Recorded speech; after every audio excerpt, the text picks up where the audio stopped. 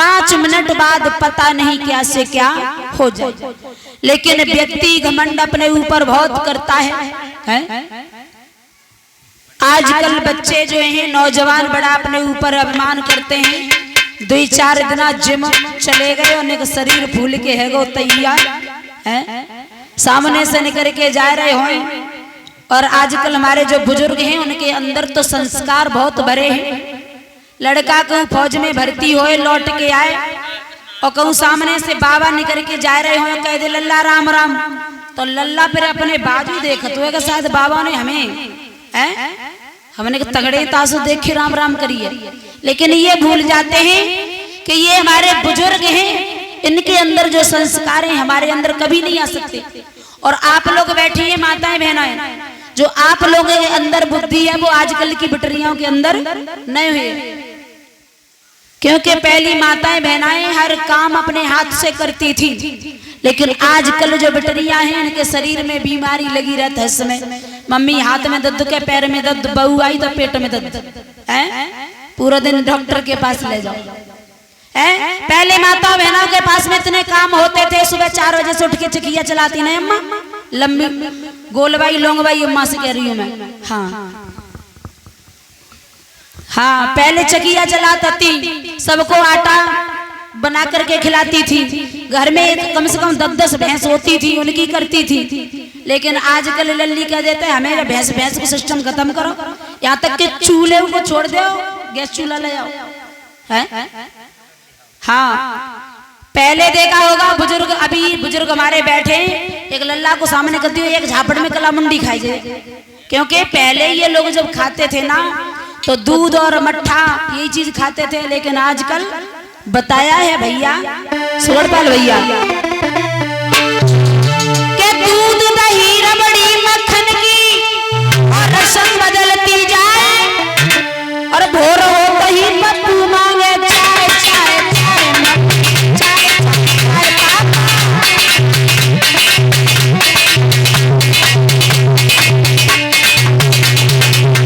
बताया महाराज। दूध दही रबड़ी मक्खन की रसम बदलती जाए, और भोर हो गई पप्पू मांगे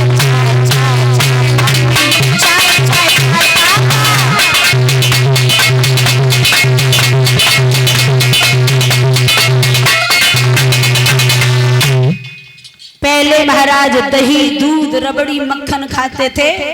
लेकिन आजकल सुबह ही सुबह उठियो और लल्ला से पूछियो लल्ला क्या चाहिए, बोले मम्मी चाय है। हाँ, अब तुम जाए चाय पियो तो चाय एक जहर के बराबर होती है, और चाय के संगे लल्ला क्या चाहिए, बिस कुट, मतलब कुटा हुआ बिस।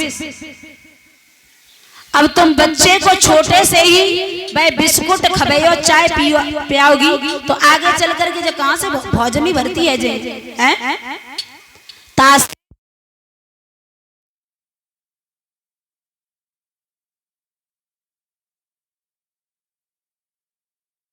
सच्चिदानंद परीक्षित महाराज बोलिए गोविंद भगवान। तो महाराज मेरा कहना तो यही है कि अपने बच्चों को ज्यादा से ज्यादा चाय मन दो। गंगा मैया के किनारे पर बैठे व्यास नंदन सुखदेव जी समझाने लगे, हे राजन परीक्षित, जिस समय अक्रूर महाराज चले हैं आज दिल में सोचते जा रहे हैं, और हुआ क्या, अरे वृंदावन पहुंचे जाए रे जैसा मोहन गैया,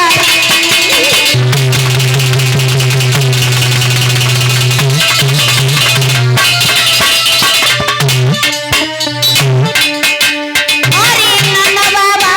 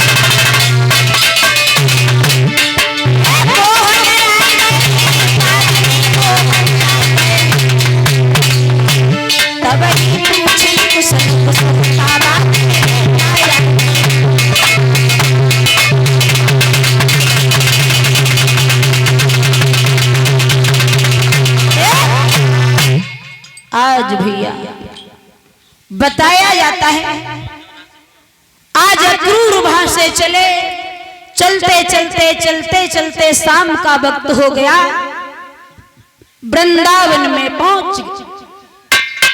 और जैसे ही वृंदावन में पहुंचे एकदम नंद बाबा ने देखा तो अक्रूर महाराज को गले से लगा लिया। पूछने लगे हैं भैया 7 वर्ष व्यतीत हो गई, 7 साल बाद आप लौट करके आए हो, तुम्हें हमारी बिल्कुल याद नहीं आई। तब तक भगवान कन्हैया आगे पहुंच गए। बोले चाचा जी ये बताओ तुम्हारी कंस मामा से पटरी खा जाती है? अक्रूर कहने लगे बेटा अगर कंस हमसे ये कहता है कि ये नीम के पेड़ से अगर बबूल का पेड़ कहलाता है तो मुझे कहना पड़ता है, और अगर पीपल के पेड़ से ये कहता है कि ये बरगद का पेड़ है तो मुझे कहना पड़ता है। अगर मुझसे ये कहे कि ये ऐसी चीज है मुझे हाँ में हाँ मिलाना पड़ता है, मतलब ये कि मुझे हाँ में हाँ करनी पड़ती है। और जैसे ये बात सुनी है आज भक्तों भगवान कन्हैया पूछने लगे चाचा यहाँ पर तुम कैसे आए हो, है? हमें भी बताओ। आज भक्तों यशोदा कहने लगी है ना कुछ मत बताना। आज भगवान कन्हैया अक्रूर के पीछे पड़ गए, चाचा बताओ ना कैसे आना हुआ है, कोई बात है, इतने दिन बाद आए हो। आज भक्तों ऐसे बात सुनी एकदम अक्रूर के मुंह से निकल गया बेटा तुम्हारे मामा ने धनुष यज्ञ रचाया है, वहां पर मेला लगेगा, तुम्हें और बलराम को बुलाया है।